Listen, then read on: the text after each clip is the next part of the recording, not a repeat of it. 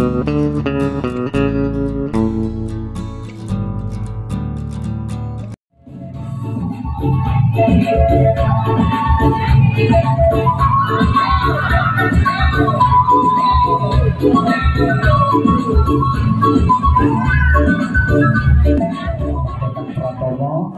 juga tokoh masyarakat Bapak Sarji dan Ketua Yayasan Muhammad Fikri Al-Azhari yang berkenan juga hadir pada kesempatan siang yang berbahagia ini. Hormat yang sama saya sampaikan kepada seluruh Bapak Ibu Dewan Guru, staf tata usaha, ketua kami dari tingkatan PAUD, MTS, dan Aliyah.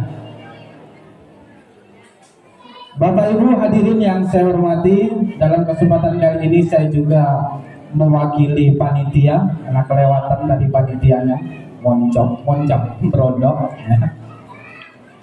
Pertama selamat datang kami ucapkan di Madrasah Nurul Ikhwan, madrasah di kampung yang dibangun dengan semangat orang kampung, mudah-mudahan gak kampungan.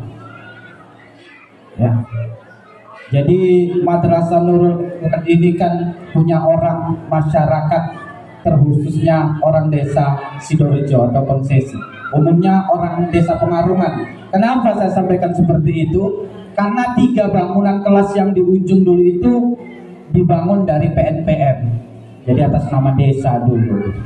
Jadi Nurul Ikhwan ini salah satu sekolah masyarakat kebanggaan orang desa. Kenapa? Di desa Pengarungan, ya, di Konsesilah yang ada tingkatan dari atas. Nah, kalau hitungan-hitungan ekonomi, ya, hitungan-hitungan ekonomi, kenapa orang di kota itu bisa lebih maju itu? Karena orang kampung juga berbondong-bondong belanjanya ke kota. Coba kalau orang kampung itu berbondong-bondong belanjanya juga di kampung itu, pasti perputaran uang yang 100.000 per orang itu lebih berharga, bisa membuat ekonomi di masyarakat itu lebih baik. Begitu juga dengan sekolah kita. Ya, kita perlu berbangga dan sama-sama kita support. Artinya bagaimana? Ya, jangan biarkan kami yang di depan bersama Bapak Ibu Guru jalan tanpa pendampingan dari orang-orang tua kami yang ada di desa Pengarungan. Selamat datang kami ucapkan.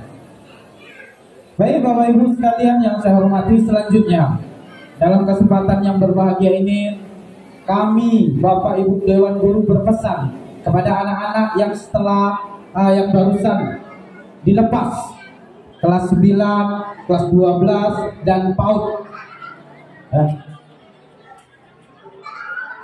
Tidak ada orang yang nanam sawit begitu ditanam langsung manen, langsung dodos, gak ada. Itulah perjalanan hidup. Saya juga dulu pernah berpikir sekolah itu gak ada gunanya. Jadi ketika sekolah itu ikuti saja, gak usah belajar, main-main lain sebagainya. Saya juga termasuk ciri-ciri sekolah itu dulu agak bandel sedikit Pak. Agak ya, gak bandel kali, bandel sedikit ya. Kenapa? Saya pernah gak sekolah selama 1 tahun ya. Moncot, artinya berhenti sekolah. Seharusnya saya harus tamat dengan kawan-kawan nettingan saya masih tertinggal karena saya nggak sekolah. Tapi kita harus berpikir panjang.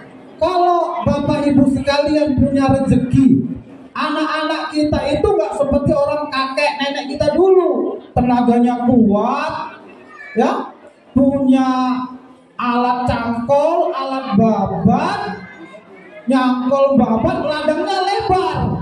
Kalau anak-anak sekarang, orang tuanya bisa belikan sengso, belikan babat listrik, belikan cangkol listrik, dodos listrik.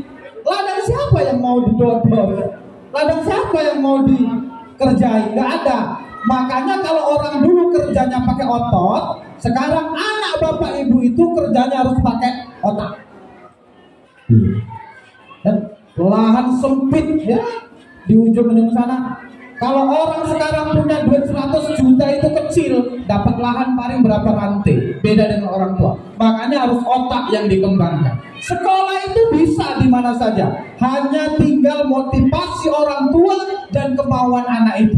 Tidak bisa menjamin sekolah yang bonafit, sekolah yang mahal, sekolah yang eksklusif bisa menjamin anaknya itu berhasil. Kalau support dan kemauan anak itu tak ada. Jadi dimanapun kalian berada, dimanapun kalian melanjutkan pendidikannya, ingat, guru harus dihormati. Ini kan kadang-kadang kalau sudah tamat, namanya ini contoh, tamat dari Nurul Ikhwan gitu kan, melanjut ke sekolah sebelah atau lain sebagainya gitu kan, jumpa sama gurunya seolah-olah gurunya ini musuh gitu. Di mana berkah ilmu itu nggak dapat. Maka pesan saya, dimanapun kalian berada, guru itu yang utama, dihormati setelah kedua orang tua. Jadi harapan saya pada orang-orang tua kami, kalau ada rezeki Bapak Ibu sekalian, jangan takut menyekolahkan anak, jangan takut, nggak akan miskin orang menyekolahkan anak, karena itu termasuk salah satu fisabilillah. Sama Bu, kalau dalam hidup ini, kadang-kadang saya berpikir begini, saya punya kreditan gitu, saya kredit sepeda motor, bisa bayar kredit sepeda motor itu setiap bulan selama 3 tahun sampai lunas. Di rumah saya juga nggak punya uang, nggak ada duit, nggak punya uang. Tapi begitu lunas sepeda motor saya, ya kan, cita-cita saya, uang yang saya buat untuk kredit sepeda motor ini kalau sudah lunas akan saya kumpul. Begitu lepas kredit, samanya Bu, nggak punya duit juga. Jadi hidup kredit. Bukan seperti itu maksudnya. Maksudnya bagaimana kita bisa memotivasi anak itu sampai dengan mampu mengasah otaknya, sehingga nanti ketika ibu tua, anak nggak menyusahkan kita lagi. Ya Bu, ini udah disekolahkan, dikuliahkan, hidupnya masih menggerogoti orang tuanya. Kapan orang tuanya mau senang? Kenapa bisa seperti itu?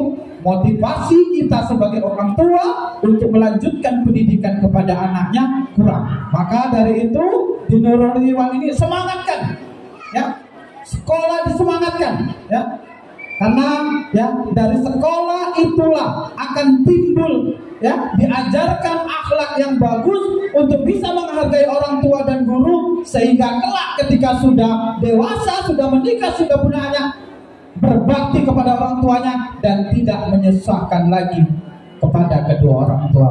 Harapan kami yang terakhir, ya, sebelum saya tutup acara ini, mohon maaf saya sebesar-besarnya kepada seluruh orang tua kami dan undangan kami jika dalam situasi dan kondisi seperti ini tempat dan lain sebagainya yang kami sediakan kurang layak. Barangkali itu saja yang dapat saya sampaikan. Billahi taufiq wal hidayah. Assalamualaikum warahmatullahi wabarakatuh. Kunci sukses itu satu saja, jangan cari yang lain. Khususnya buat anak muda. Kalau kalian masih terbawa arus aliran rebahan santuy dengan HP-mu, nak, selama itu pula kamu akan menjadi orang yang tidak pernah bisa menang, selalu kalah, tidak akan pernah sampai pada puncak karirmu.